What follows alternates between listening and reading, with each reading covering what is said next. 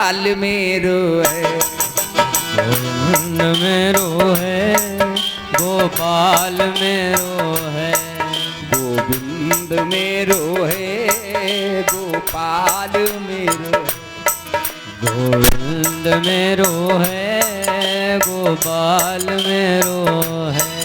शिवा के बिहारी नंदलाल मेरो है, श्रीवा के बिहारी नंदलाल मेरो है, गोविंद मेरो है, गोपाल मेरो है, गोविंद मेरो है, गोपाल मेरो है।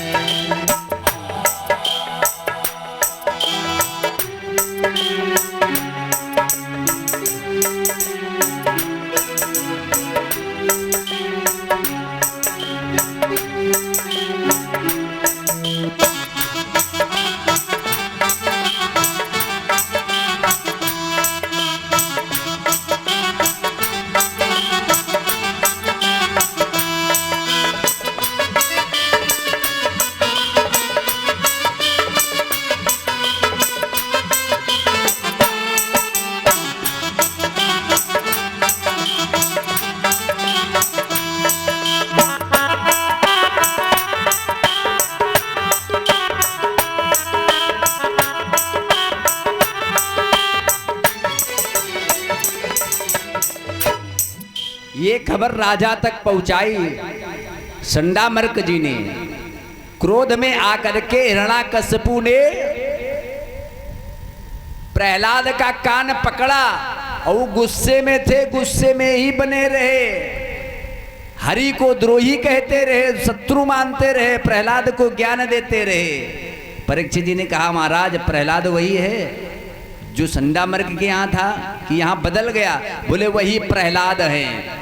तो कहा जब संडामर्क जी ने प्रहलाद का कान पकड़ा तो काहे कहने लगे गोविंद मेरो है, गोपाल मेरो है? ये क्यों नहीं कहा हिरणाक्ष मेरो है, हिरण्याकश्यपु मेरो है? वो गोविंद मेरो क्यों कहने लगे? और वही कान जब हिरण्याकश्यपु ने पकड़ा तो ये क्यों नहीं बोले? तो सुखदेव महाराज जी कहते राजेंद्र परीक्षित, एक है बढ़िया वाला बल्ब, एक है फ्यूज वाला। करंट तो वही है, प्रहलाद रूपी पावर तो वही है, लेकिन हिरण्याकश्यपु के राज्य में जो गुरुकुल है, जो वहां के आचार्य हैं, वो फ्यूज बल्ब नहीं है। और जो हिरण्याकश्यपु है वो फ्यूज बल्ब है। 11,000 ना या 22,000 वाले वोल्टेज में फ्यूज बल्ब लगाओ, जलेगा? क्यों अवस्थी जी, जलेगा? वो नहीं जलेगा। और भले ही कम पावर आ रहा हो और बल्ब अगर बढ़िया है जलेगा, ज्यादा तेज नहीं जलेगा। तो संडामर्क जी ठीक थे, लेकिन हिरण्याकश्यपु फ्यूज बल्ब जैसा था, इसलिए वो नहीं बोला। पुत्र को पुनः गुरुकुल भेज दिया गया। आज हिरण्याकश्यपु ने नारद जी को बुलाया है और नारद जी से कहा कि मैं बड़ा ही बेचैन सा हो रहा हूँ, मुझे कोई गीत सुनाइएगा। नहीं, कुछ लोग ऐसे होते हैं फिर कहते हैं हम गाना बजना चाहिए, डीजे लगना चाहिए ना, तो वही डीजे वाले हैं। हिरण्याकश्यपु ने कहा नारद जी से, हे बाबा तुम बीणा अच्छी बजाते हो, दुनिया में बजाते घूम रहे हो साउंड वाले भैया की तरह, बहुत अच्छी व्यवस्था है। तो कहा बीणा बजाओ और ऐसा कोई गाना सुनाओ जब हम आज खुश हो जाएं। नारद जी ने कहा इसे लोगों को खुश करना भाई कैसे, क्या बताएं, लेकिन जिसके पास बुद्धिर्मयस्य बलम तस्य, जिसके पास बुद्धि है बहुत बड़ा बलवान है। नारद जी ने उठाई बीणा और गाने लगे, अरे जय हो तुम्हारी हिरण्यकश्यपारी, जय हो तुम्हारी हिरण्यकश्यपारी, जय हो तुम्हारी हिरण्यकश्यपारी, जय हो तुम्हारी हिरण्यकश्यपारी, जय हो तुम्हारी हिरण्यकश्यपारी, जय हो तुम्हारी हिरण्य कश्यपारी जय हो तुम्हारी हिरण्यकश्यपारी जय हो तुम्हारी हिरण्यकश्यपारी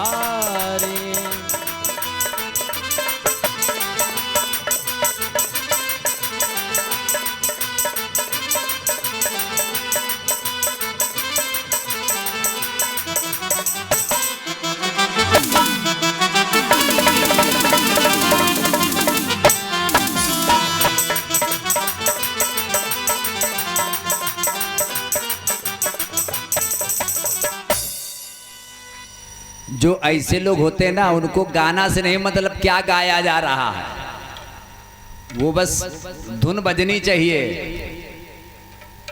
100 साल पहले, आज भी है, कल भी ज्योतिष को फेल कर दिया फिल्मी दुनिया वालों ने। उनको इससे नहीं मतलब है कि हु लाला क्या बज रहा है, धुन बढ़िया होनी चाहिए, बढ़िया धकाधक डीजे बजना चाहिए। हिरण्याकश्यप बड़ा खुश हुआ।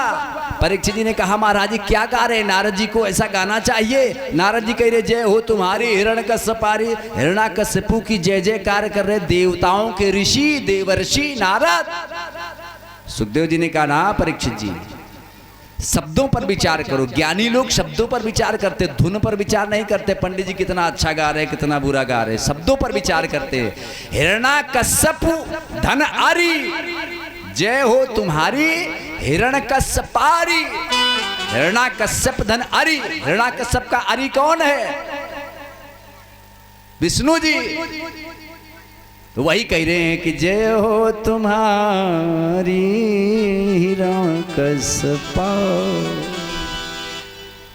देखो दुश्मन के घर भी बैठो तो अपने घर वालों की बड़ाई करो। भगवान की जय जयकार की है।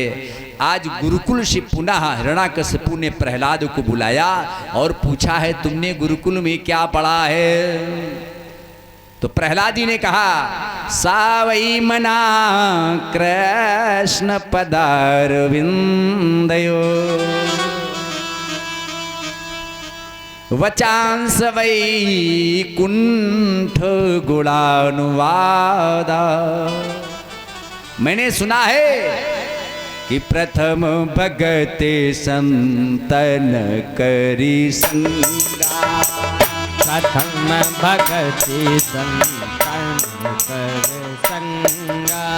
प्रथम भगति संतन करी संगा। प्रथम भगति संतन कर संगा। प्रथम भगति संतन करी संगा।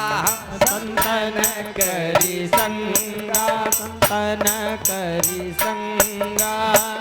दूसर रति मम कथा प्रसंगा। दूसर रति कथा प्रसंगा। दूसर रति मम कथा प्रसंगा। दूसर रति मम कथा प्रसंगा। वही इसका अर्थ सावई मना कृष्ण पदार विंदयो वचांसी वैकुंठ गुणानुवादात। वैकुंठ धाम में रहने वाले भगवान की जय हो। संसार में परमात्मा से बढ़कर कोई नहीं है। अगर परमात्मा ने मुझे हाथ दिए हैं तो करो हरे मंदिर मार्जना।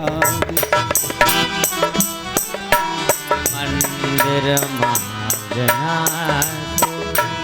करो हरे मंदिर मार्जना दिशो। इन हाथों से दुष्टों की नहीं, दैत्यों की नहीं, भगवान के मंदिर की सेवा सफाई करनी चाहिए।